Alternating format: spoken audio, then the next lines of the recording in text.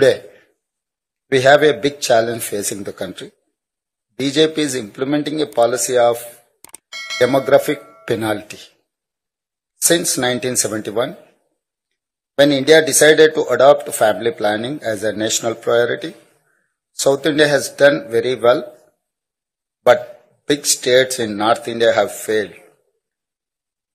We become spectacular South. We achieved fastest economic growth, bigger GDP, higher per capita income, job creation, best infrastructure development, better governance, and best social welfare. We contribute more to national exchequer and get lesser allocations. For ₹1 tax paid by Tamil Nadu, it gets back 26 paisa.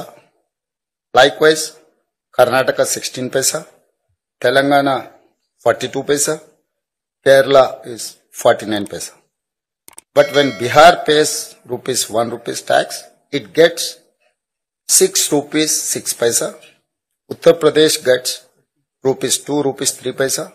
Madhya Pradesh gets ₹1 73 paisa. We are one country. We respect it. But we cannot accept this proposed delimitation because of it will politically limit us. It will punish us for being performing states. We have to stop BJP for implementing any unfair delimitation. నేనేం చెప్పాను అంటే భారతదేశంలో 1976లో ఆనాటి అప్పటి ప్రభుత్వం 42వ రాజ్యాంగ అధికరణం ద్వారా సవరణ ద్వారా వారు ఆనాడు నంబర్ ఆఫ్ సీట్స్ మీద రెస్ట్రిక్షన్ పెట్టారు. ఇప్పుడు మళ్ళీ ఏ రాష్ట్రాలు అయితే జనాభా నియంత్రణ పాటించాయో కుటుంబ నియంత్రణ పాటించాయో వాటిని పనిష్ చేసే విధంగా వ్యవహారం చేస్తామంటే ఇది సరికాదు, ఇది మంచిది కాదు, దేశానికి మంచిది కాదు. అందుకే ఇతర ఫ్యాక్టర్స్ కూడా తీసుకోండి. ఫర్ ఎగ్జాంపుల్ నేను అన్నట్టు జీడిపి కాంట్రిబ్యూషన్ తీసుకోండి.